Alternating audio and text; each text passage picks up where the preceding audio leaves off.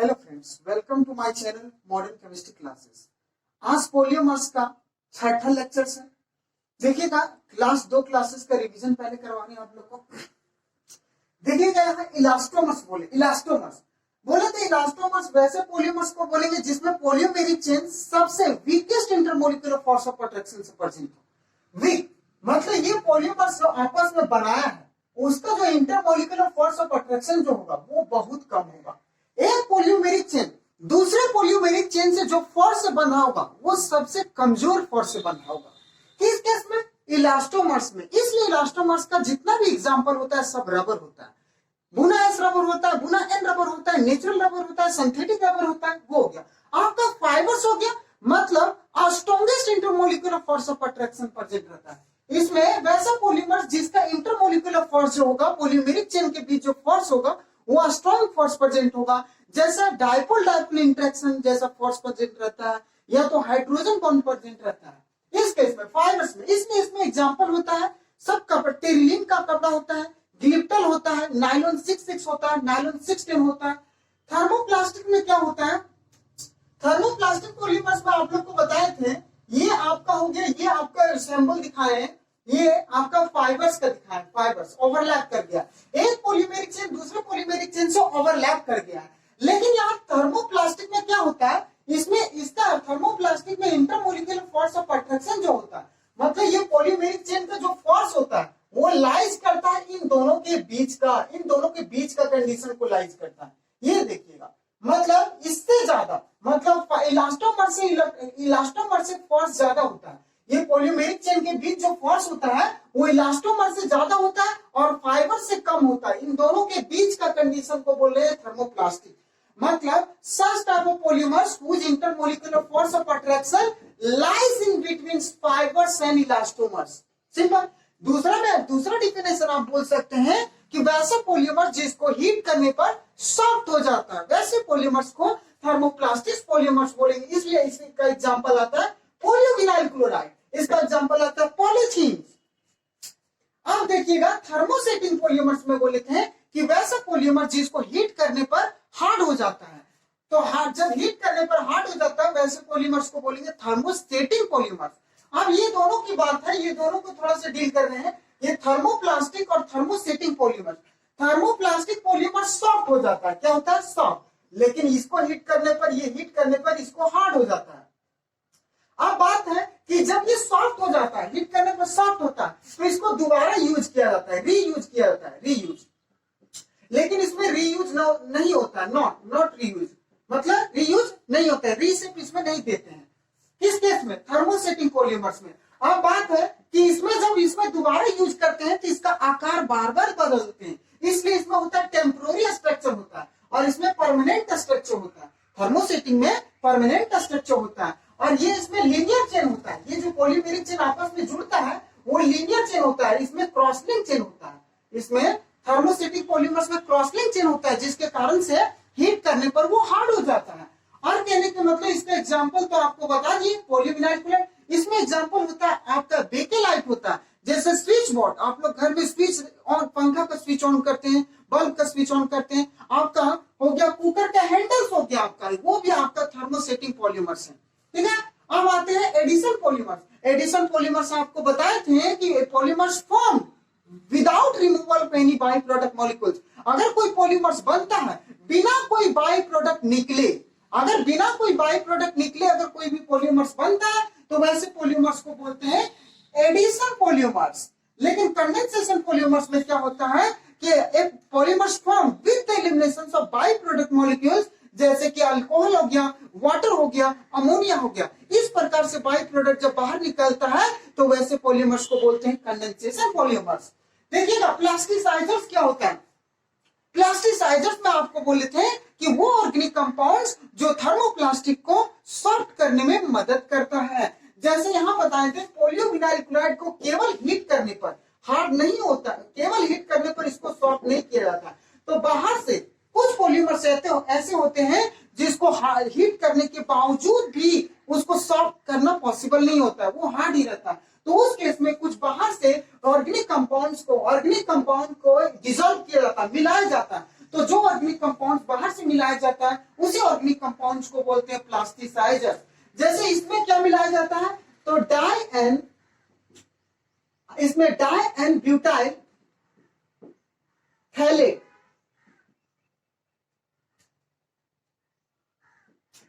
का प्रयोग, die and butyl phthalate का प्रयोग किया जाता है। ये एक प्लास्टिसाइजर है जो पोलियोविनाइल क्लोराइड को सॉफ्ट करने में मदद किया जाता है। यह आपका कल का क्लास हो गया। आज का क्लासेस में आपको बताया जाएगा कि एडिशन पॉलिमर्स और कंडेंसेशन पॉलिमर्स में डिफरेंस क्या है। 3 marks question very very very important कर लीजिए एग्जाम के पर्पस के व्यू से, on the point of examination view के अनुसार 3 मार्क्स को इसको कर लीजिए। 3 मार्क्स क्वेश्चंस। डिफरेंस बिटवीन, आप लोग लिख लीजिएगा, distinguish between addition polymers and condensation polymers. हम क्वेश्चंस लिख रहे हैं ऊपर में सिर्फ एडिशन पॉलिमर्स,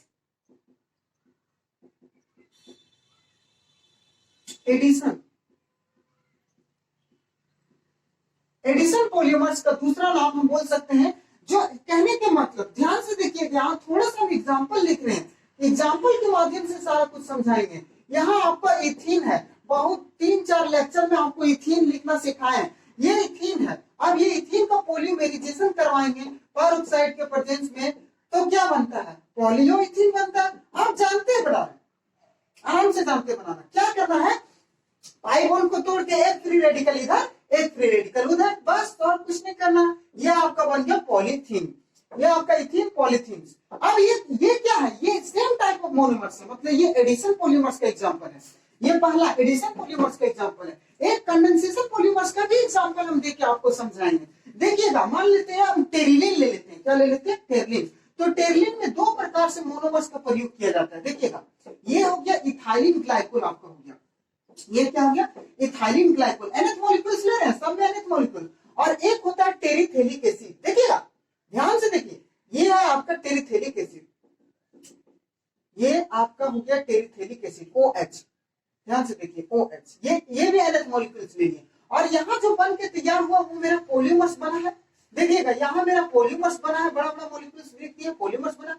और बाई प्रोडक्ट मेरा क्या निकला है बाहर, बाई प्रोडक्ट मेरा निकला है वाटर मॉलिक्यूल्स बाहर निकला है, 2N वाटर मॉलिक्यूल्स निकला है। देखिए, यहाँ से आपका निकला हाइड्रोजन, यहाँ से OH निकला है, यहाँ से वाटर निकल गया, यहाँ से हाइड्रोजन निकला है आपका, और यहाँ से OH निकला है, वाटर निकल गया, तो वाटर बाहर निकलता है।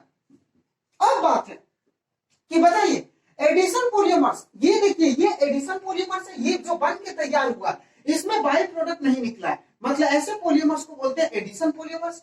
लेकिन ये एडिशन पॉलीमर्स, ये रिएक्शन को, मतलब ये जो पॉलीमर्स बना है, इस पॉलीमर्स को नाम दे रहे हैं एडिशन पॉलीमर्स। और जिस रिएक्शन से बना है उसी रिएक्शन को बोलते हैं एडिशन पॉलीमेरिजेशन। बताया था आपको पिछले क्लास में, एडिशन पॉलीमेरिजेशन। तो इसको हम एडिशन पॉलीमेरिजेशन भी लिख सकते हैं, ये हमको कहना था। इतना देर हम कहना है, इसलिए इतना देर हम कह रहे हैं कि एडिशन पॉलीमर्स को एडिशन पॉलीमेरिजेशन भी कह सकते हैं, एडिशन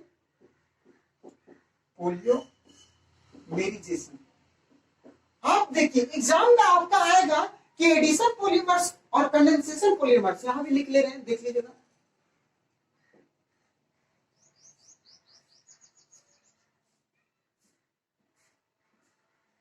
कंडेंसेशन पॉलीमर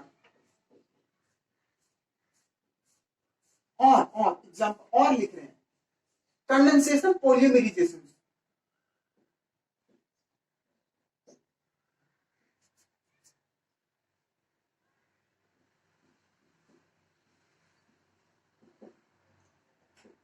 कंडेंसेशन पॉलीमेरिजेशन, देखिएगा एग्जाम में आपका आएगा, या तो ये दोनों का अंतर जो है, या तो इस नाम से आएगा एडिशन पॉलीमर्स और कंडेंसेशन पॉलीमर्स में अंतर बताइए, या तो एडिशन पॉलीमेरिजेशन और कंडेंसेशन पॉलीमेरिजेशन में अंतर बताइए। कुछ भी आए, आपको जो लिखवाया जा रहा है वही आंसर देना है। दोनों में से कोई भी आए, आंसर एक ही होगा। देखिएगा, अब बात है कि पहला पॉइंट में देखिएगा, पहला पॉइंट क्या है, एडिशन पॉलीमर्स में होता क्या था कि ये चेन आपस में रिपीट करता जा रहा था। ये चेन क्या कर रहा था, पहला चेन, देखिएगा समझा रहे, देखिएगा ध्यान से, ये पहला चेन बोले थे, ये फर्स्ट स्टेप था। पहला स्टेप क्या था, दूसरे स्टेप से रिलेशन को रखता था। ये पहला स्टेप, दूसरा स्टेप में क्या कर रहे थे, दूसरा स्टेप में फिर से पहला स्टेप को लाकर दूसरा मॉलिक्यूल्स को ऐड करवा देते हैं, दूसरा मॉलिक्यूल्स के साथ रिएक्शन करवा देते हैं।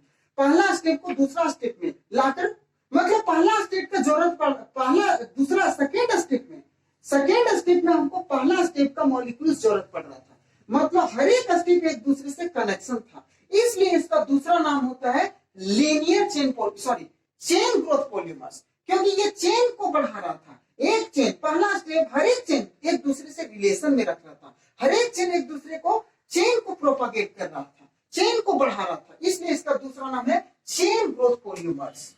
ध्यान से देखिएगा इसको, it is also known as chain growth polymers.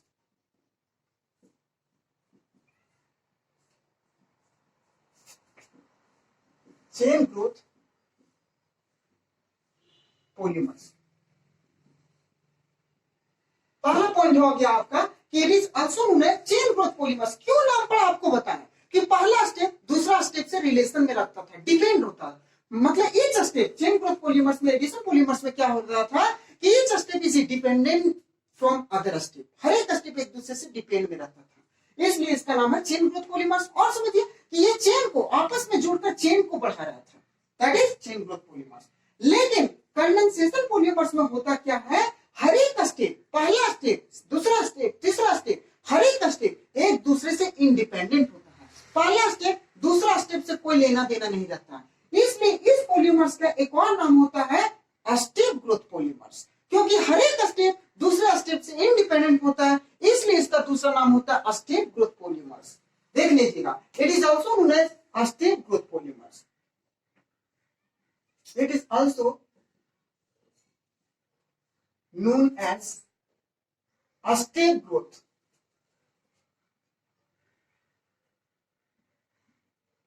A step growth polymers. A step growth polymers. पहला स्टेप हो गया आपका, पहला डिफिनेशन हो गया, अंतर हो गया। सेकेंड स्टेप देखिए, यहां से आपको एग्जांपल से ही आपको सिखाएंगे, आपको याद करने हम बोले नहीं है। आप देखिए ये दो एग्जांपल लिख लीजिए और दोनों एग्जांपल से सारा अंतर बताइए। देखिए पहला, ये देखिए इसमें डबल बॉन्ड है, इसमें देखिए एक फंक्शनल ग्रुप है, फंक्शनल ग्रुप है, फंक्शनल ग्रुप है, फंक्शनल ग्रुप है, मतलब कहने का मतलब एडिशन पॉलीमर्स में क्या होता है, ये डबल बॉन्ड ट्रिपल बॉन्ड होता है, मतलब अनसैचुरेटेड नेचर का होता है। मतलब इसमें क्या होता है, the monomers are unsaturated in nature.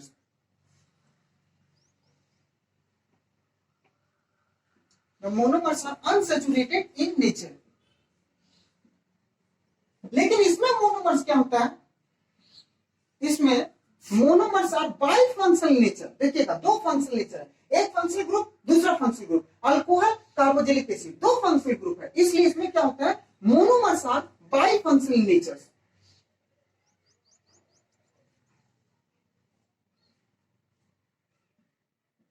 Monomers are bifunctional.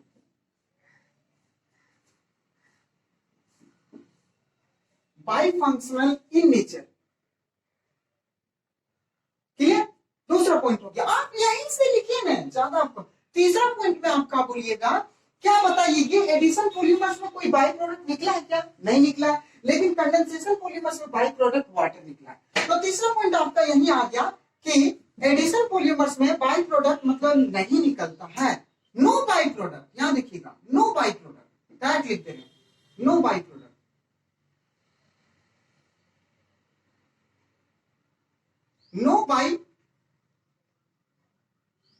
No by product is formed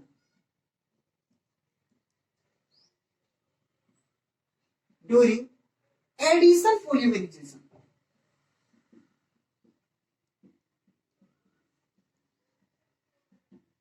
addition polymerization के दौरान कोई बाई प्रोडक्ट नहीं बनता है, इसमें बाई प्रोडक्ट आपका बनता है, by product form, by product like alcohol, ROH से अल्कोहल बोल रहे हैं, INH3 से अमोनिया बोल रहे हैं, वाटर H2O से वाटर बोल रहे हैं, तो byproduct like alcohol ammonia water is form, बनता है, is form during condensation polymerization, condensation polymerization, condensation polymerization के दौरान बाई प्रोडक्ट बनता है। देखिए ना, यही समझा दें, अल्कोहल वाटर अमोनिया, ये कंडेंसेशन पॉलीमरेजाइजेशन के दौरान यहाँ वाटर बना है, तो इस प्रकार से बाई प्रोडक्ट यहाँ निकलता है, यहाँ कोई भी बाई प्रोडक्ट नहीं निकलता है। चौथा पॉइंट आप बोलिएगा कि इसमें, चौथा पॉइंट में देखिए, इसमें केवल एक ही प्रकार से मोनोमर्स, मोनोमर्स का टाइप जो है जनरली एक ही टाइप का रहता है, लेकिन इसमें देखिए एक अलग टाइप का, एक यहाँ मतलब कहने की मतलब गोरा है तो एक काला है, इस प्रकार समझिए, तो अलग अलग टाइप, यहाँ अलग अलग टाइप मोनोमर्स लिया गया है, लेकिन यहाँ सेम टाइप मोनोमर्स लिया गया है। तो एडिशन पॉलीमर्स में क्या हो गया, only one type of monomers, generally ज्यादातर, generally involves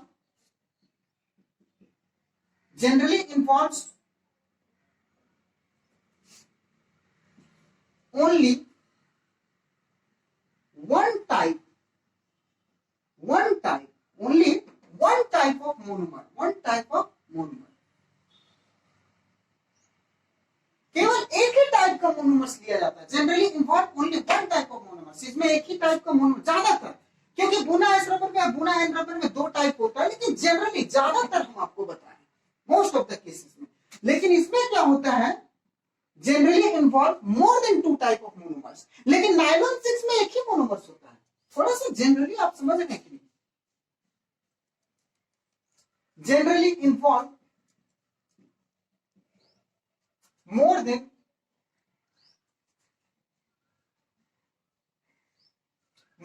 वन टाइप, इसको मिटा रफ कर रहे हैं, अब देखिएगा, अब जगह नहीं है तो आपको समझाएंगे ऐसा ही, generally involve more than one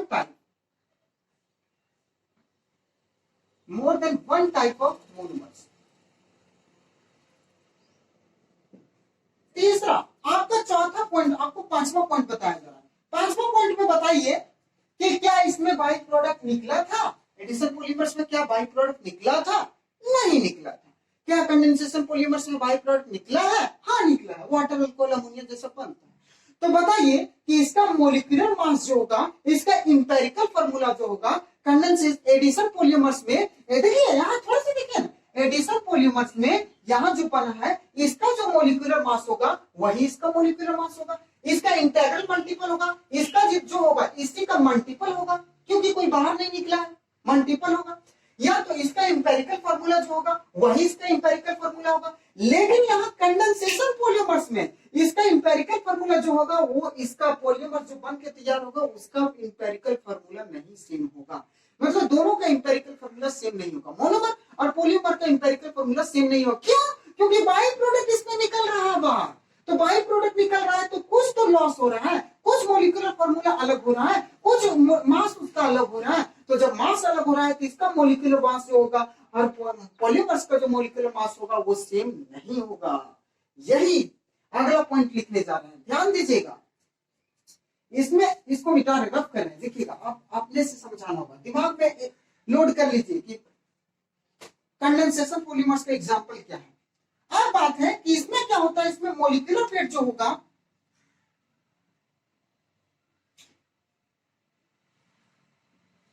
molecular weight of addition polymers,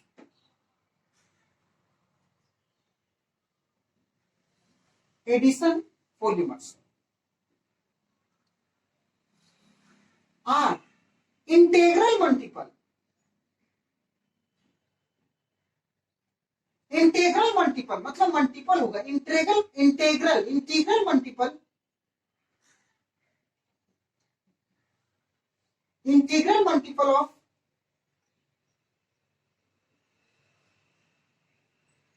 molecular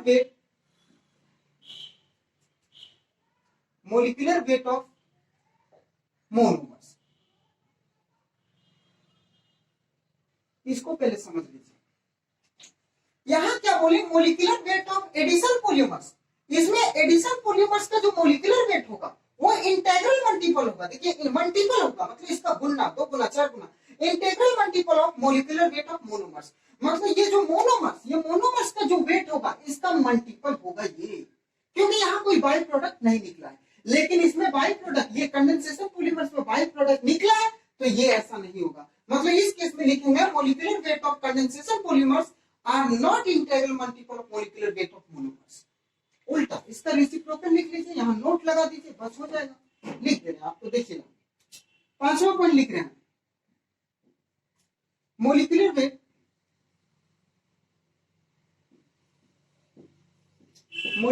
of condensation polymer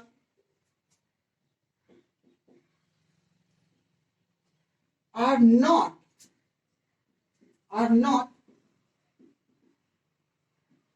integral multiple of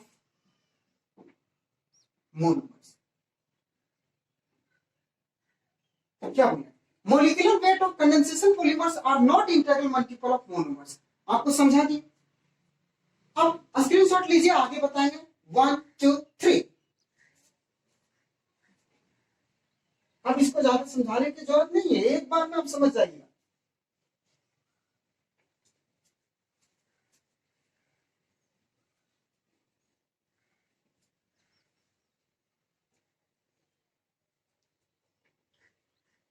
पांचवा हो गया। छठा नंबर देखिएगा, छठा नंबर आपको बोल रहे हैं कि जितना भी एग्जाम्पल इसका होता है, छठा number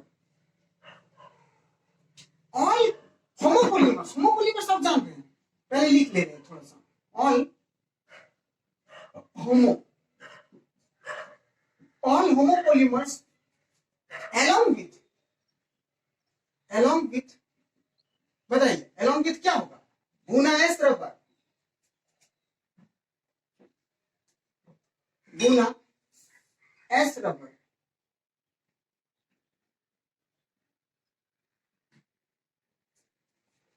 Guna S rubber and गुना एन रबर।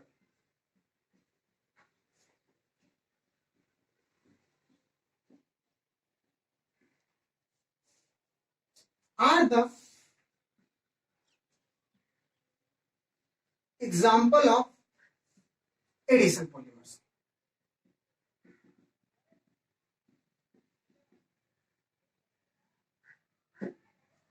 लेकिन इस केस में क्या होता है बताइए, इस केस में क्या होता है, all copolymers, 6 number, all copolymers along with nylon 6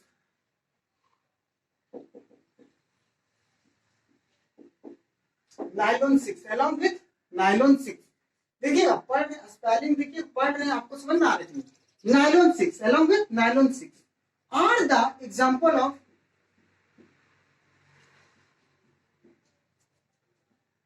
condensation polymers। Condensation polymers समझा रहे आप लोग को, बताए थे कि अगर सेम टाइप एक ही प्रकार से मोनोमर्स लेते हैं, एक ही प्रकार का मोनोमर्स लेते हैं, तो उसको बोलते हैं होमोपोलीमर्स। तो जितना भी होमोपोलीमर्स है सब एडिशन पॉलीमर्स है।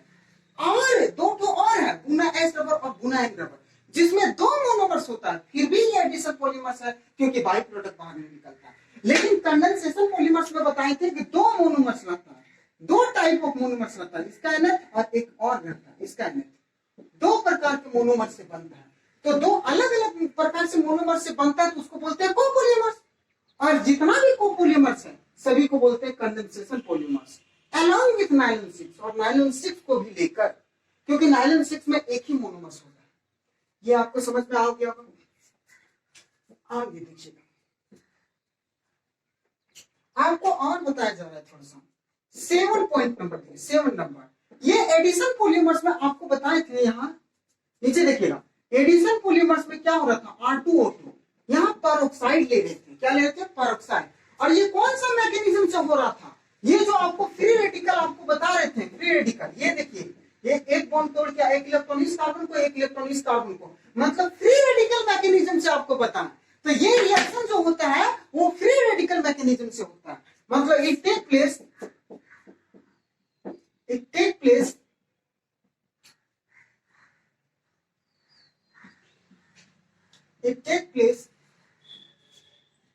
by the free radical mechanism, free radical mechanism.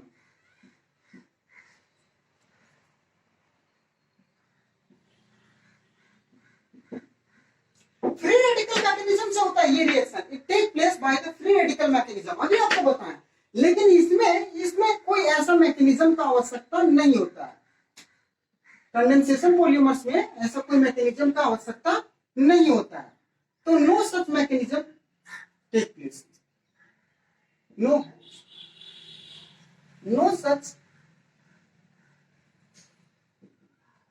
Such mechanism takes place. इसमें ऐसा कोई मैकेनिज्म की आवश्यकता नहीं पड़ता है। दूसरा देखिएगा, यहाँ पर ऑक्साइड का आवश्यकता पड़ता है, मतलब इन एडिशन पॉलीमर्स इनिशिएटर का आवश्यकता पड़ता है। बिना इनिशिएटर का ये एडिशन पॉलीमर्स नहीं बन सकता है। लेकिन कंडेंसेशन पॉलीमर्स में कोई इनिशिएटर मतलब पर ऑक्साइड, ऑक्सीजन सिंगल बॉन्ड सिर्फ एडिशन पॉलीमर्स में आवश्यकता पड़ता है, कंडेंसेशन पॉलीमर्स में आवश्यकता नहीं पड़ता है। इसलिए हम बोल रहे हैं कि यहाँ इनिशिएटर की आवश्यकता पड़ता है। मतलब क्या होगा? 8 नंबर में देखिए, addition polymers, in addition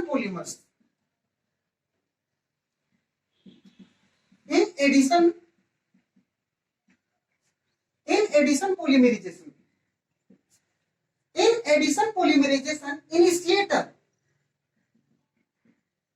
initiator like peroxide is required. peroxide चाहिए ही चाहिए, peroxide is required। और इसमें क्या होता है, इन कंडेंसेशन पॉलीमर्स में क्या होता है, देखिएगा 8 नंबर बोल रहे हैं, इन कंडेंसेशन polymerization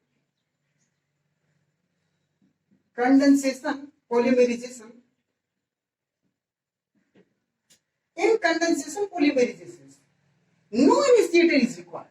ऐसा कोई इनिशिएटर की जरूरत नहीं पड़ता है, नो इनिशिएटर इज रिक्वायर्ड। समझ रहे हैं आप? बता रहे हैं आपको, सब एग्जांपल देके समझाएं। इसमें कोई इनिशिएटर, कोई स्टार्ट करने वाला कोई जरूरत नहीं है। इसमें क्या स्टार्ट करने वाला जरूरत है, इनिशिएटर पर ऑक्साइड का आवश्यकता पड़ता है। ठीक है, एक पॉइंट और, लास्ट एक पॉइंट 3 नंबर का है। आप 5 पॉइंट लिखिए, एग्जाम में 5 पॉइंट लिखिए, 6 पॉइंट लिखिए, आपको जो आता है इनमें से जो आपको याद आ गया वही लिखिए। 8वां 9वां पॉइंट आपको लिखना है इसका एग्जाम्पल। इसका एग्जाम्पल बताइए कि एग्जाम्पल में क्या क्या होता है। एग्जाम्पल में दे दीजिए, पॉलिथीन हो गया, पॉलिथीन, पोलियोप्रोपाइलिन हो गया, पोलियोप्रोपाइलिन हो गया। एग्जाम्पल आप दे, एग्जाम्पल अपने मन से आप दे सकते हैं। पोलियोविनाइल क्लोराइड हो गया, पोलियो अक्राइलोनाइट्राइल हो गया, टेफ्लॉन हो गया। और बताइए आप, आपका नायलॉन 6 नो, और इसमें हो गया आपका पोलियो मिथाइल मिथाक्राइलेट। बहुत सारे एग्जाम्पल है, पोलियो मिथाइल मिथा अक्राइलेट, इटीसी कर दीजिए। लेकिन इसमें क्या है, इसमें एग्जाम्पल बताइए, कंडेंसेशन पॉलीमर्स के एग्जाम्पल बताइए। तो आप बताइए, नायलॉन 6 और एग्जाम्पल, नायलॉन 610, टेरलिन, ग्लिप्टल, और बताइए बेकेलाइट, मेलामाइड,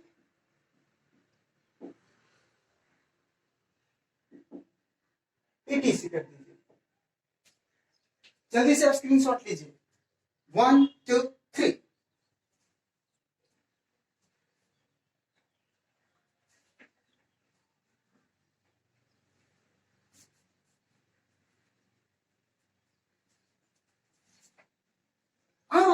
बताया जाएगा सम इंपॉर्टेंट पॉलीमराइजेशन, कुछ इंपॉर्टेंट एडिशन पॉलीमराइजेशन का प्रिपरेशन। ये एडिशन पॉलीमर्स बहुत सारा है, तो उसमें कुछ ज्यादा इंपॉर्टेंट जो जिसका प्रिपरेशन आपको जानना है, तो लिखिएगा some important preparation of, topic दीजिए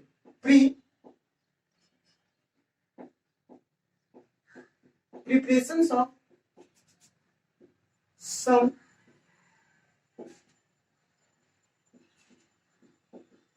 some important addition polymers,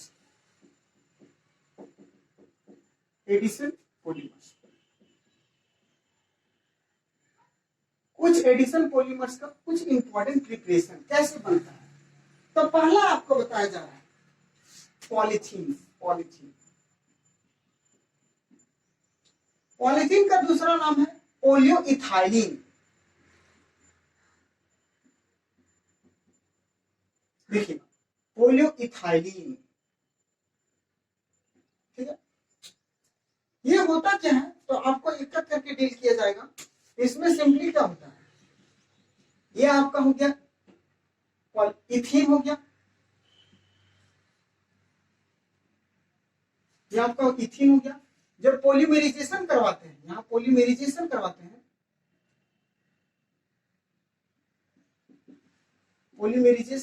हैं, तो क्या बनता है, पॉलीथीन बनता है।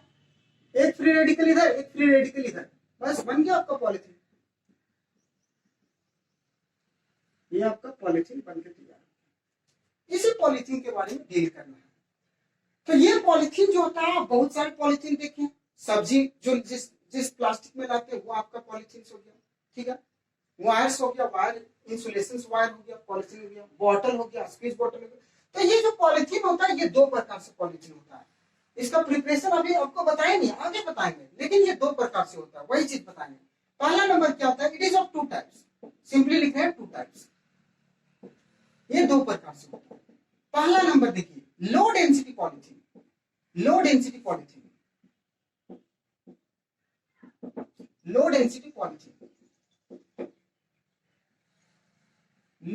पॉलीथीन कैसे बनता है, तो देखिएगा, it is obtain by the addition polymerizations at under very high pressure 1000 to 2000 atm, under very high pressure 1000 to 2000 atm at a temperature 350 to 570 Kelvin in the presence of trace of oxygen,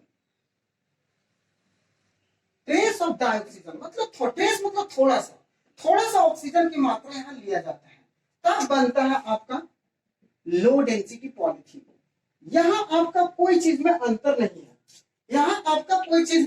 नहीं है, यहां देख लीजिए, लो density polythene में केवल इसमें pressure का अंतर है। यहां प्रेशर 1000 है, 1000 से 2000। अगर प्रेशर बढ़ा देंगे तो वो पॉलीथीन लो डेंसिटी हो जाता है। कहने का मतलब इसका डेंसिटी कम हो जाता है। इसका जो मोनोमर्स भी है उसमें कोई अंतर नहीं होगा, इसमें भी इथीन है और इसमें भी पॉलीथीन है। ये जो बना है वो भी पॉलीथीन है, ये आपका इथीन ही है, ये आपका इथीन है और ये आपका बन गया पॉलीथीन। जो कि ये पॉलीथीन जो बना है इसका डेंसिटी कम है। डेंसिटी कम क्यों है, क्योंकि इसमें प्रेशर बहुत ज्यादा बढ़ा दिए। जब प्रिपरेशन इसका कर रहे हैं तो इसका प्रेशर बहुत ज्यादा बढ़ा दिए, जिसके कारण से इसका डेंसिटी बहुत ज्यादा कम हो गया। तो जब डेंसिटी कम हो गया तो इसको बोल रहे हैं लो डेंसिटी पॉलीथीन। क्लियर? कोई यहाँ मोनोमर्स में और पॉलीमर्स में कोई डिफरेंस नहीं है, लेकिन यहाँ प्रेशर बढ़ाने के कारण से क्या हो रहा है, ये पॉलीथीन का डेंसिटी कम हो जा रहा है, मतलब इंटरमोलिकुलर स्पेस जो है वो ज्यादा हो जा रहा है और इंटरमोलिकुलर फोर्स जो हो रहा है वो कम हो रहा है। ये आपका लो डेंसिटी पॉलीथीन का प्रिपरेशन हो गया। एक बार डिफिनेशन अगर आप लोग लिखना चाहते हैं तो लिखिएगा, इसको सिंपली बोलते हैं, it is obtained by the polymerization of ethene का polymerization under high pressure 1000 to 2000 atm at a temperature 350 to 570 Kelvin in the presence of trace of oxygen, that is peroxide, then the low density polythene is formed। यहां देखिएगा, इसका ये जो होता है ये highly branch highly branch होता है तभी तो इसका लो डेंसिटी होता है। जब ब्रांच में रहेगा तो इसका अरेंजमेंट क्या होगा, डिस्टर्ब होगा, इरेगुलर होगा। इरेगुलर होगा तो इसका डेंसिटी भी क्या होगा, लो होगा। डेंसिटी क्या होगा, लो डेंसिटी होगा। तो इसका देखिएगा, it consist highly branching. It consists highly branched chain. ये हाईली ब्रांच चेन को कंसिस्ट करता है। It consist highly branch chain consist करता है, तभी तो इसका डेंसिटी बहुत कम रहता है। यूज में देखिएगा, आप यूज में ध्यान से देखिएगा। Use day to day life में आप इसका यूज कहां करते हैं। पहला यूज देखिएगा, इट इज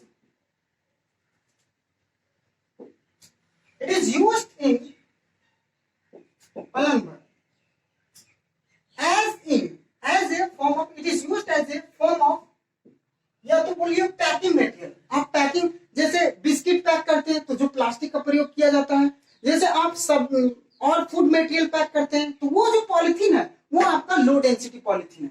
तो it is used as a packing material.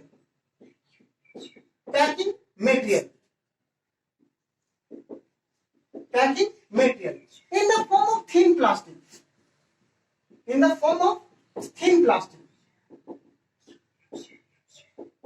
Thin plastic के रूप में, पतला पॉलिथीन के रूप में इसका प्रयोग किया जाता है।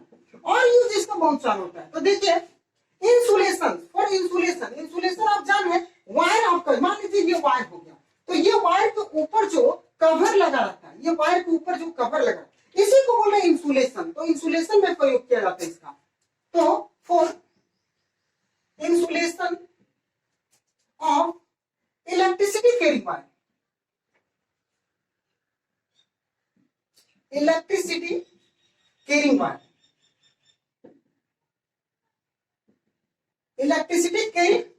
वायर्स का, और केबल्स आप जानते हैं,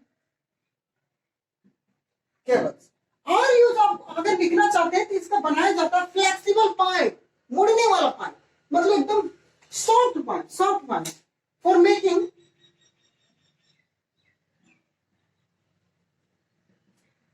क्या बनाया जाता है, फ्लेक्सिबल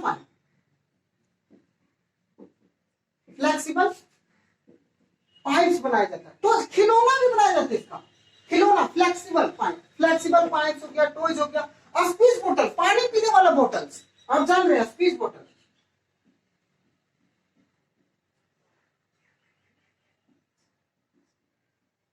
बस इतना यूज काफी है। आप एक यूज याद रखिए ना, इसको सिर्फ याद रखिए, insulation of electricity carrying wires, और याद रखिए पैकिंग मटेरियल में प्रयोग किया जाता है। स्क्रीनशॉट जल्दी से कीजिए, 1 2 3। आप देखिएगा दूसरा, low high density polythene. High density कब होगा, आप भी बताइए।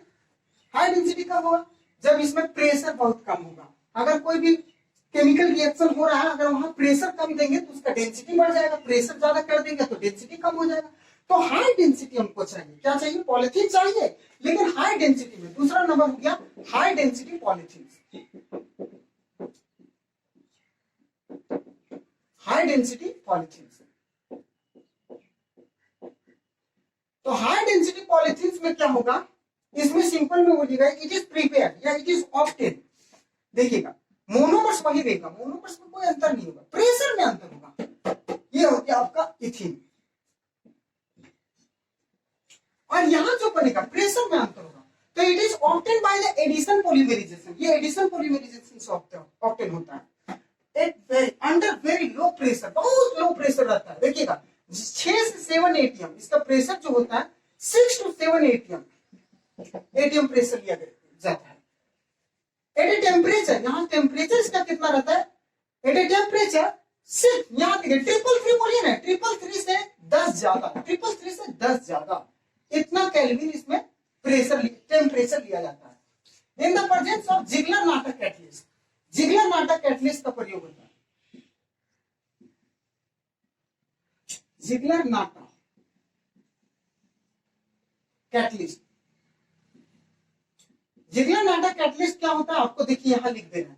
जिगलर नाटा कैटलिस्ट साइंटिस्ट का नाम है, वो अपना कैटलिस्ट लिए थे जब बना रहे थे पॉलिथीन, हाई डेंसिटी पॉलिथीन बना रहे थे तो कैटलिस्ट नहीं है, अपना नाम कर दे दिए जिगलर नाटक कैटलिस्ट। और वो कैटलिस्ट क्या आप देखिए, बोलिएगा ट्राइइथाइल, यहां लिख रहे हैं पहले ट्राइइथाइल, ट्राइइथाइल देखिएगा triethyl aluminium plus plus titanium tetrachloride. देखिएगा इसको कैसे आप लोग लिखिएगा, ये है जिगलर नाटक कैटलिस्ट, ये क्या जिगलर नाटक कैटलिस्ट। आप बताइए इथाइल का फॉर्मूला आप लोग जान रहे हैं, हाँ 2 कार्बन के इथाइल। अल्मोनियम आप जान रहे हैं, अल्मोनियम लीजिए अल्मोनियम। अब अल्मोनियम का वैलेंस इलेक्ट्रॉन कितना होता है 3, अल्मोनियम कितना बॉन्ड बनाता है 3, लीजिए 1 बॉन्ड 3 बॉन्ड बन गया, 3 बॉन्ड बना दिया। लेकिन यार अल्मोनियम पर 3 बॉन्ड क्या है, इथाइल है, 2 कार्बन के इथाइल, 2 कार्बन के इथाइल।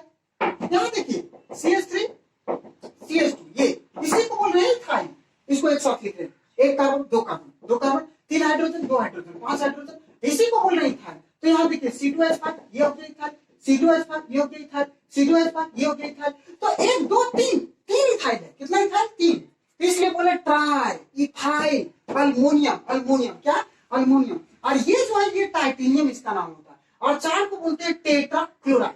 तो पूरा बोलिएगा try ethyl aluminium titanium tetrachloride, इसी को बोल रहे हैं जिगलर नाटक कैटलिस्ट, जो कि हाई डेंसिटी पॉलिथीन को बनाने में प्रयोग किया जाता है और आपका बन जाता है high density polythene like that.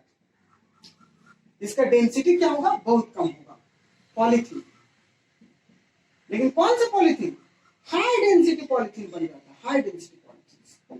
क्योंकि ये जो होता है linear chain, it consist linear chain polymers. ये कैसा कंसिस्ट करता है, linear chain, it consist linear chain polymer, linear chain polymer.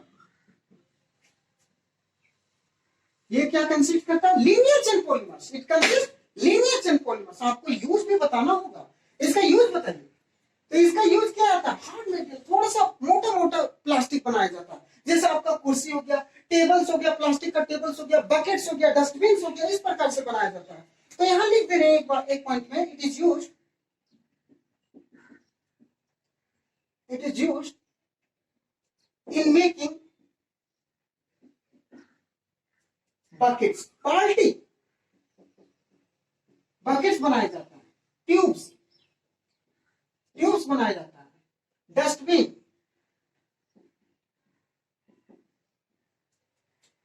बनाया जाता है, और हाउसवेयर्स,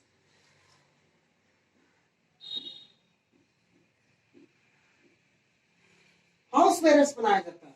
और कुछ लिखिएगा तो पाइप्स लिख लीजिए, पाइप्स ETC कर दीजिए, पाइप्स ETC। यहां आपको दिख नहीं रहा है तो इधर लिख दे रहे हैं पाइप्स ETC। एक बार फिर से, इसका क्या बनाया जाता है, बकेट्स, बाल्टी, प्लास्टिक का बाल्टी बनाया जाता है, ट्यूब्स बनाया जाता है। ट्यूब्स आप अगर लैब में जाते हैं, लैब में जाते हैं तो जो बर्तन का प्रयोग किया जाता है, ग्लास का प्रयोग किया जाता है, उसको बोलते हैं ट्यूब। डस्टबिन आप जान रहे हैं, प्लास्टिक का डस्टबिन होता है। हाउस का एक्टिव मतलब हाउस का आर्टिकल्स, प्लास्टिक का आर्टिकल्स होता है, मोटा मोटा आर्टिकल्स, उसी को बोलना है हाउसवेयर्स। पाइप्स आप जान रहे हैं, मोटा मोटा पाइप, जो टंकी का पानी अगर आपके नल तक पहुंचता है तो जिस पाइप से पहुंचता है उसी को बोल रहे हैं pipe. That's all for today. आप लोग अगर मतलब वीडियो से अगर कहीं आपको समस्या है तो आप कमेंट्स में जरूर बताइएगा। Have a nice day.